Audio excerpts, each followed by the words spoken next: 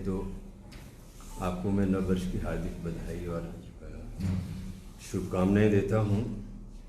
नव वर्ष 2024 शुरू हुआ है और कामना करता हूं कि आप सबके जीवन में सुख समृद्धि और खुशहाली लेकर ये नया साल आए। आप लोगों के माध्यम से कुछ विषयों पर चर्चा करना चाहता हूं।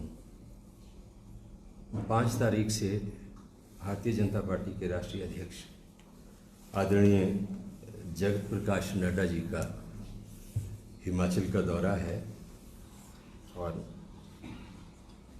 हिमाचल के कुछ हिस्सों में रोड शो करने जा रहे हैं। पहले तो मैं आदरणीय नड्डा जी का स्वागत करता हूं कि उनको हिमाचल की याद आई चुनावों की बेला के ऊपर। उनके इस रोड शो और आगमन और जो पॉलिटिकल एक्टिविटी वो हिमाचल प्रदेश में करने जा रहे हैं, वो किसी भी राजनीतिक दल का अधिकार है। लोकसभा के चुनाव आ रहे हैं, सभी पार्टियां अपनी अपनी पॉलिटिकल एक्टिविटीज़ करेंगी, लेकिन मेरे कुछ सवाल हैं कांग्रेस पार्टी की तरफ से। 1 साल पहले हिमाचल प्रदेश में भाजपा को लोगों ने सत्ता से बाहर किया और कांग्रेस पार्टी को प्रदेश में सरकार बनाने के लिए जनादेश भी दिया, आशीर्वाद भी दिया। कांग्रेस पार्टी की सरकार ने 1 वर्ष में जो काम किया उसका लेखा जोखा धर्मशाला में जो रैली आयोजित की गई उसमें माननीय मुख्यमंत्री, प्रदेश कांग्रेस कमेटी के अध्यक्ष, हमारे प्रभारी राजीव शुक्ला जी और तमाम नेता जो हैं वो जनता के समक्ष रख चुके हैं। उस विषय में मुझे ज़्यादा कुछ कहना नहीं है, लेकिन मेरे नड्डा जी से कुछ सवाल हैं, क्योंकि उनका ताल्लुक और भाजपा के राष्ट्रीय अध्यक्ष तो हैं लेकिन उनका संबंध हिमाचल प्रदेश से है, तो इसलिए मैं उनसे कुछ सवाल पूछना चाहता हूं। और मेरा सवाल ये है कि भारतीय जनता पार्टी जब हिमाचल प्रदेश में सत्ता से बाहर हुई और कांग्रेस पार्टी को लोगों ने जनादेश दिया, कांग्रेस पार्टी की सरकार हिमाचल प्रदेश में बनी, उसके उपरांत लगातार हिमाचल प्रदेश के साथ केंद्र की भाजपा सरकार ने भेदभाव किया है, सौतेला व्यवहार किया है, जिसके कई उदाहरण हैं। जिसमें जो सरकार की कर्ज लेने की सीमा थी, जब भारतीय जनता पार्टी की सरकार थी, आपको याद होगा, उस सीमा को केंद्र सरकार ने बढ़ाया था, लेकिन जैसे ही सत्ता परिवर्तन हुआ केंद्र की सरकार ने उस कर्ज लेने की सीमा को घटा दिया।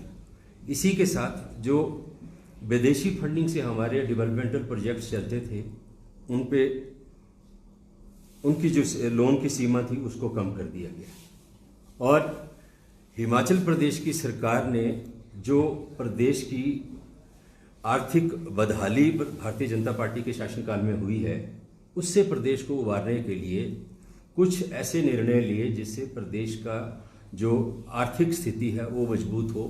कोई नए स्रोत जो रेवेन्यू है उसको जनरेट करने के ढूंढने का प्रयास सरकार ने किया, जिसमें वाटर सेस सरकार ने लगाने का फैसला लिया, जो पावर प्रोजेक्ट्स हैं उनके ऊपर। उस फैसले के ऊपर भी भारतीय जनता पार्टी की केंद्र की सरकार ने पावर मिनिस्ट्री की तरफ से जो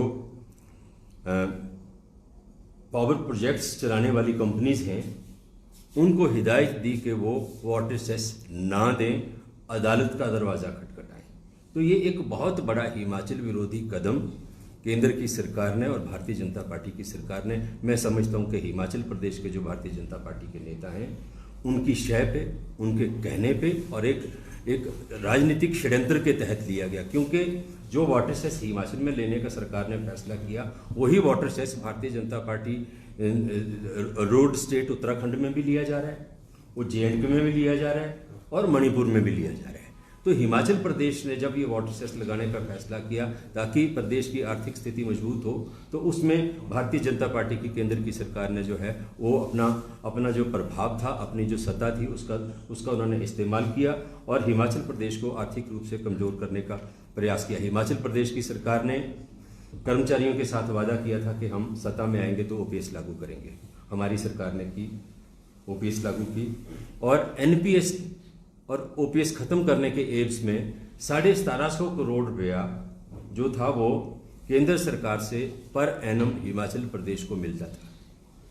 जैसे ही OPS लागू हुआ प्रदेश सरकार को कर्मचारियों को लाभ देने के लिए केंद्र सरकार ने दंडित करने का फैसला किया और वो 1750 करोड़ रुपया जो पर एनम हिमाचल प्रदेश को दिया जाता था, वो ग्रांट जो थी वो बंद कर दी गई। तो इस तरह से गडकरी जी हिमाचल प्रदेश, अब प्रदेश में डिजास्टर हुआ, आप सब उसके गवाह हैं।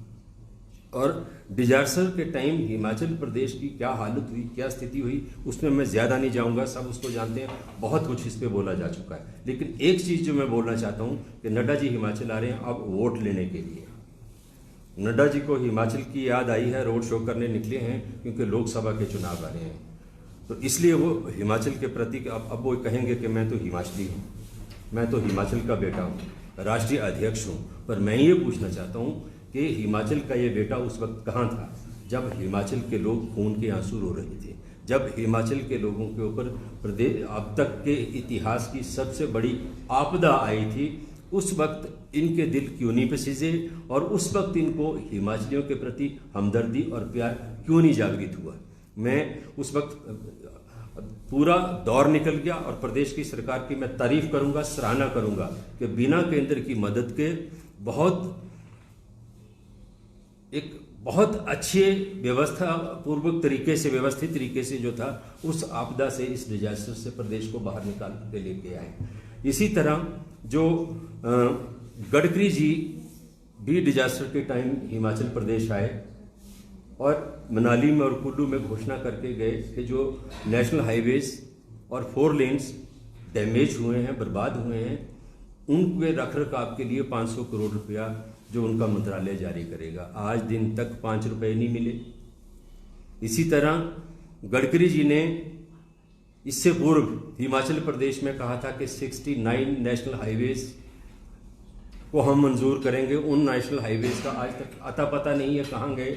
मेरे प्रश्न ये हैं कि वोट लेने के लिए, राजनीति करने के लिए आप हिमाचल आ रहे हैं, आपका स्वागत है, हम स्वागत करते हैं और आपको ये पूरा अधिकार है। लेकिन